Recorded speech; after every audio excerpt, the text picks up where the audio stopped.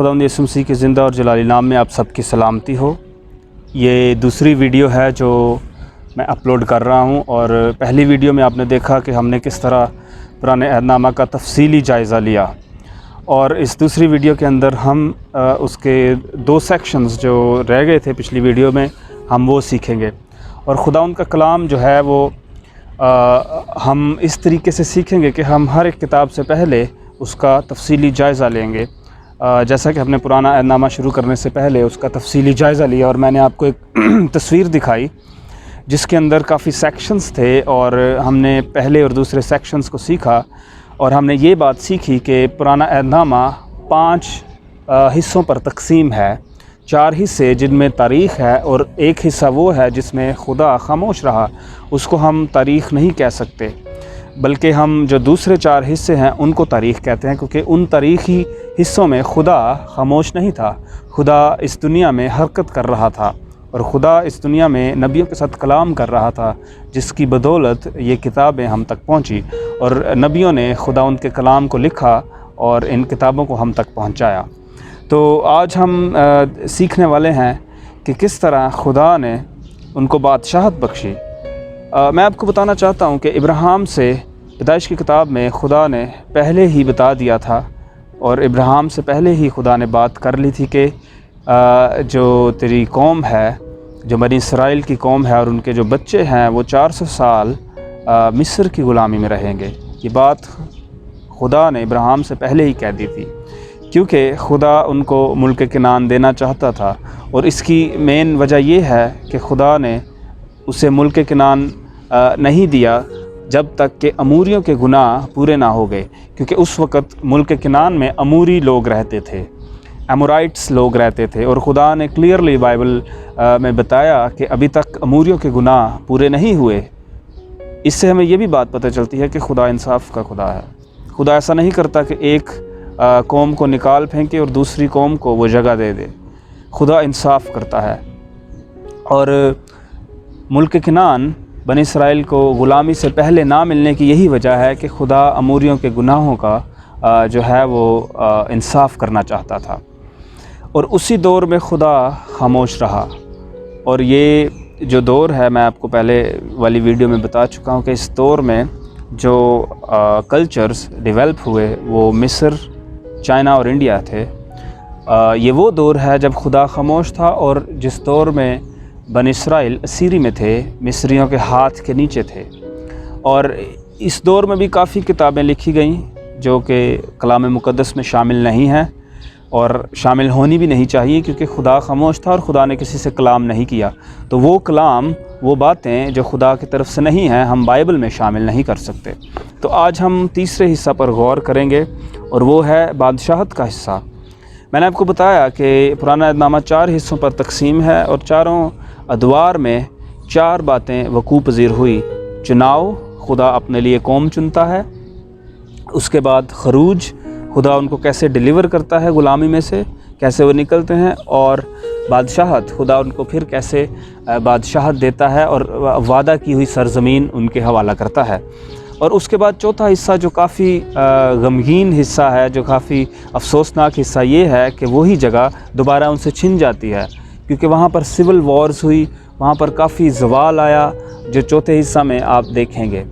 تو یہ ایک پہاڑ کی طرح ہے کہ ایک طرف سے چڑھائی ہے اور دوسری طرف سے اترائی ہے، اور پہاڑ کے اوپر کا جو حصہ ہے اس کو ہم اس طرح لیتے ہیں کہ وہ بادشاہت کا حصہ ہے، جیسا کہ آباء اجداد سے لے کر جو چڑھائی ہے وہ داؤد کی بادشاہت تک جاتی ہے، اور وہاں سے اترائی جو ہے وہ زوال تک جاتی ہے۔ میں آپ کو بتانا چاہتا ہوں کہ اس حصہ میں اپنی سکرین پر دیکھیے، یہ جو تیسرا حصہ ہے بادشاہت کا حصہ، یہ 1000 سال قبل از مسیح کا حصہ ہے۔ اس دور میں بنی اسرائیل کو خدا نے ترقی بخشی اور بادشاہت بخشی، اور اس دور کا جو سب سے پرومیننٹ کریکٹر ہے وہ ہے داؤد نبی، داؤد بادشاہ۔ اور میں آپ کو بتانا چاہتا ہوں کہ یہ حصہ ساؤل سے لے کر صدقیہ بادشاہ تک رہتا ہے، اور اس کے بعد یہ دور ختم ہو جاتا ہے جو 500 سال پر مشتمل ہے۔ ہم نے اس کی تقسیم 500 سالوں پر کی ہے تاکہ آپ بخوبی اس کو سمجھ سکیں، تاکہ یہ ان حصوں کو سمجھنے میں آسانی پیدا ہو سکے۔ دیکھیے اس حصہ میں خدا نے ان کو بادشاہت دی، یہ پیک پوائنٹ تھا جس میں کافی کتابیں بھی لکھی گئی، اور اس میں 3 جو پرومیننٹ بادشاہ ہیں، جو کنگز ہیں، وہ ساؤل، داؤد اور سلیمان ہیں۔ اور اسی دور میں داؤد نے زبور کی کتاب لکھی اور سلیمان نے غزل الغزلات، امثال اور وائز کی کتابیں لکھیں۔ یہ کتابیں اس دور میں لکھی گئیں۔ اس کے بعد بڑی افسوسناک بات ہوئی، اس کے بعد سلیمان بادشاہ کے بعد بنی اسرائیل قوم میں سول وار ہوئی، جس کی بدولت جو ہے اسرائیل کے 10 قبیلے شمال کی طرف اور 2 قبیلے جنوب کی طرف جو ہے وہ جا بسے، اور 10 قبیلے جو ہیں وہ بنی اسرائیل کہلاتے ہیں، اور جو 2 قبیلے ہیں جو جنوب کی طرف جا بسے وہ اپنے آپ کو یہودا کہتے ہیں۔ تو اس جنگ کے بعد تمام بنی اسرائیل تتر بتر ہو گئے اور وہ دوبارہ ایک قوم نہ بن سکی، جو کہ دونوں الگ الگ حصوں میں جا کر تقسیم ہوئے۔ اس سارے دور میں 2 نبی بھی تھے، ایلیا اور الیشا، گو کہ انہوں نے کوئی کتاب نہیں لکھی، لیکن ان کے کاموں کا بیان ہمیں ان کتابوں میں ملتا ہے، اور کیسے بنی اسرائیل کے جو قبیلے ہیں وہ بٹ گئے 10 اور 2 کی تعداد میں۔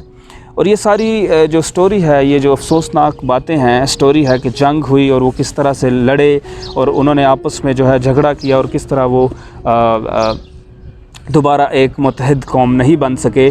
یہ تمام باتیں آپ کو سلاطین کی کتاب میں ملتی ہیں، یہ سٹوری آپ پڑھ سکتے ہیں۔ اور جب ہم اگلی ویڈیوز میں خدا ان کے کلام کا جائزہ لیں گے اور کتاب کے ذریعے ہر ایک کتاب کو ہم بخوبی گہرائی کے ساتھ سیکھیں گے، تو آپ دیکھیں گے کہ یہ سٹوریز جو ہے، یہ ٹیلز جو ہیں، یہ ان کتابوں میں موجود ہیں، سلاطین کی کتاب میں۔ تو یہ تھا بنی اسرائیل قوم کا ترقی والا حصہ، جس میں خدا نے انہیں زمین دی، جو خدا نے وعدہ کی ہوئی زمین تھی وہ انہیں مہیا کی، اور کس طرح انہوں نے بادشاہت کی۔ داؤد بادشاہ نے بہت ساری جنگیں لڑی اور خداوند ان کے ساتھ رہا، خداوند ایکٹیو رہا۔ اور آپ دیکھیں کہ اس حصہ میں زیادہ کتابیں نہیں ملتی، اور اس حصہ میں 2 شخصیات جو بہت اہم تھیں وہ تھی ایلیا اور الیشا۔ انہوں نے گو کہ کوئی کتابیں نہیں لکھیں، لیکن داؤد اور سلیمان نے یہ جو کتابیں ہیں، پوئٹری کی کتابیں، یہ لکھیں۔ اگلے حصہ میں ہم دیکھتے ہیں جو زوال کا حصہ ہے، 500 قبل از مسیح۔ اس حصہ میں جو پرومیننٹ کریکٹر تھا وہ تھا یسایہ نبی، اور یہ حصہ کاہنوں کا حصہ ہے۔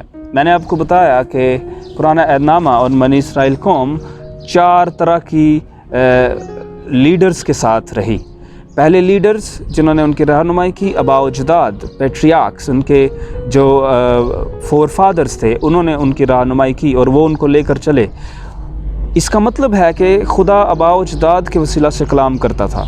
اگلے 500 سال میں خدا انبیاء کے وسیلہ سے کلام کرتا تھا۔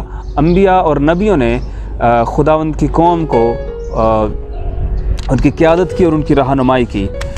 اس کے بعد اگلے حصہ میں ہم دیکھتے ہیں اس تصویر کے مطابق خدا نے بادشاہوں کے وسیلہ سے کلام کیا۔ داؤد بادشاہ اور سلیمان بادشاہ اس کے بہت اہم کردار ہیں۔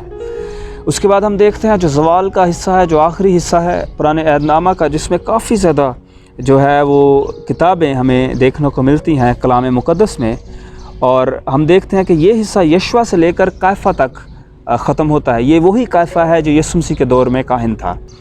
تو میرے عزیزو، ہم اس سیکشن میں یہ سیکھتے ہیں کہ یہ کاہنوں کا سیکشن ہے اور یہ زوال کا سیکشن ہے۔ یہ وہ زوال ہے کہ ان سے کس طرح وہ وعدہ کی زمین چھن گئی اور وہ کس طرح بابل میں اسیری میں رہے۔ میں آپ کو بتانا چاہتا ہوں کہ زوال سے قبل، زوال سے پہلے کچھ کتابیں لکھی گئی جس میں وارننگ دی گئی بنی اسرائیل قوم کو، جو ہے وہ وارن کیا گیا کہ وہ اپنے کاموں سے باز آئیں، ورنہ یہ سب کچھ ان کے ہاتھ سے جاتا رہے گا۔ اور یہ کتابیں پروفیسی کی کتابیں ہیں، نبوت کی کتابیں ہیں۔ یہ کتابیں یہ بتاتی ہیں کہ کس طرح ان کے طور طریقے ہونے چاہیے تھے تاکہ ان سے وعدہ کی سرزمین نہ چھنتی۔ کافی کتابیں ہیں، یوئیل، آموس، ہوسیہ، میکا، یسایہ، اور کافی بکس جو آپ اس سیکشن میں دیکھ رہے ہیں جو قبل کے سیکشن میں ہیں۔ پھر آتا ہے وہ حصہ زوال کے دوران کا حصہ، جس میں کچھ کتابیں لکھی گئی جو لوگ زوال کے دوران ان کی مدد کرتے رہے اور کس طرح ان تک خدا کا کلام پہنچاتے رہے۔ اور کچھ کریکٹرز جو ہم سکرین پر دیکھ رہے ہیں زوال کے بعد کے کریکٹرز ہیں جنہوں نے ان کی مدد کی۔ اور اس سے نیچے اگر آپ دیکھیں تو دو ایسے کریکٹرز ہیں، دو ایسے کردار ہیں، دانیل اور آستر۔ یہ وہ کردار ہیں جنہوں نے خدا کے کلام کے وسیلہ سے جب وہ اسیری میں تھے، بابل کی اسیری میں تھے، ان کی مدد کی اور خدا کا کلام کو ان تک پہنچایا، جو ان کی ہیلپ کرتے رہے، انہیں تسلی بخشتے رہے، انہیں اطمینان، خدا کا اطمینان بتاتے رہے۔ اس کے بعد دو ایسے کردار ہیں عزرا اور نہیمیہ۔ یہ وہ کردار ہیں جو زوال کے بعد ان کو دوبارہ ہیکل کو تعمیر کرنے میں اور ان کو دوبارہ اٹھ کھڑے ہونے میں ان کی مدد کرتے رہے اور خدا کا کلام بخوبی ان تک پہنچاتے رہے۔ متی کی کتاب، متی کی انجیل شروع ہونے تک جو 400 سال کا وقفہ ہے وہ خاموشی کا وقفہ ہے، جس میں خدا ایکٹیو نہیں ہے، جس میں خدا سائلنٹ ہے، بالکل خدا نے کسی سے کلام نہیں کیا۔ اور اس 400 سال کے حصہ میں کافی کتابیں لکھی گئی جن کو اپوکریفل بکس کہا جاتا ہے، اپوکریفا کہا جاتا ہے۔ یہ وہ کتابیں ہیں جو خدا کی طرف سے نہیں تھی۔ گو کہ لوگوں نے کافی کتابیں لکھیں اور جن میں بہت ساری تاریخ موجود ہے، آپ تاریخ پڑھ سکتے ہیں، ان کتابوں کو آپ پڑھ سکتے ہیں، اپنے علم میں اضافہ کر سکتے ہیں، لیکن وہ خدا کا کلام نہیں ہے۔ خدا کا کلام وہ ہے جب خدا ایکٹیو تھا اور اس دنیا میں اپنے نبیوں کے وسیلہ سے، آباء و اجداد کے وسیلہ سے، بادشاہوں کے وسیلہ سے اور کاہنوں کے وسیلہ سے خدا اپنے لوگوں کے لیے کلام کو نازل کر رہا تھا۔ آپ دیکھیں کہ اس حصہ میں جو یہ دور ہے، یہ سقراط، پلاٹو اور ارسطو، اور اسی دور میں بدھا بھی جو ہے وہ بدھا کی تہذیب بھی ڈیولپ ہوئی۔ کنفیوشیس جو ایک چائنیز فلاسفر تھا، چائنیز سائنٹسٹ تھا، وہ تھا، اور الیگزینڈر دی گریٹ کا دور تھا، جولیس سیزر کا دور تھا۔ آپ دیکھیں کہ جب خدا خاموش ہے، جب خدا مصروف نہیں ہے، تو انسان کتنا بیزی ہے، انسان کتنا مصروف ہے۔ اور اس 400 سال کے حصہ میں بہت ساری کتابیں لکھی گئی، جو بہت ساری تعلیمات جو دوسری ڈینومینیشنز ہیں انہوں نے وہ کتابیں بائبل مقدس کا حصہ بنائیں، جو ہرگز ناقابل قبول ہیں، ہم انہیں قبول نہیں کر سکتے۔ ایک سوال ہمارے ذہن میں آتا ہے کہ اگر خدا کلام نہیں کرتا اور اس دور میں کتاب لکھی جائے تو اسے کس طرح خدا کا کلام کہا جا سکتا ہے؟ ہم اسے خدا کا کلام نہیں کہہ سکتے، ہم اسے کلام مقدس میں شامل نہیں کر سکتے، کیونکہ خدا نے کلام نہیں کیا۔ اور آگے چل کے جب اپوکریفا کی کتابوں پر ہم ایک تفصیلی ویڈیو بنائیں گے تو آپ دیکھیں گے کہ ان کتابوں میں کہیں بھی خدا کے کلام کا یا اس بات کا ذکر نہیں ملتا کہ خدا نے کلام کیا۔ اور یہ وہ دور ہے، یہ تاریکی کا دور ہے جب 400 سال خدا کا روح بنی اسرائیل سے جدا رہا، اور اس کے بعد ایک دم سے خدا ایکٹیو ہوتا ہے اور اس دنیا میں یوحنا نبی کے ذریعے خدا کلام کرتا ہے۔ اور یہ خداوند یسوع مسیح کے لیے راہ تیار کرنے کے لیے آیا، اور فوراً جو ہے وہ اگلے 100 سال کا سلسلہ شروع ہوتا ہے جس میں تمام نیا عہد نامہ لکھا گیا۔ نیا عہد نامہ 100 سال کی تاریخ کو اپنے اندر احاطہ کیے ہوئے ہے۔ آپ دیکھیں کہ پرانا عہد نامہ 2000 سال پر مشتمل ہے، لیکن نیا عہد نامہ صرف 100 سال پر مشتمل ہے، جس میں یسوع مسیح کی پیدائش ہے، یسوع مسیح کی صلیبی موت ہے اور یسوع مسیح کی کا آسمان پر اٹھایا جانا ہے۔ خداوند یسوع مسیح کے جو اس کلام کو ہم نے سیکھا ہے، اب تک آپ سمجھ گئے ہوں گے کہ اس تصویر کے ذریعے جو آپ نے خداوند کا کلام سیکھا، آپ کے ذہن میں جو ایک نقشہ ہے پرانے نامے کا وہ بن چکا ہے، اور اب آپ بخوبی اس کو سمجھ سکتے ہیں، اسے پڑھ سکتے ہیں، اور آپ اس تصویر کو سیو بھی کر سکتے ہیں۔ یہ تھا پرانے عہد نامہ کا تفصیلی جائزہ، اور میں چاہتا ہوں کہ آپ پرانے عہد نامہ کے جو تفصیلی حصے ہیں، جیسے پیدائش کی کتاب ہے، اس کے پہلے باب سے لے کر 11ویں باب تک اسے لازمی پڑھیے، تاکہ ہم آنے والی ویڈیو میں جو پیدائش کی کتاب پر ویڈیو ہے اس کے لیے تیار ہو سکیں۔ خداوند آپ سب کو برکت دے۔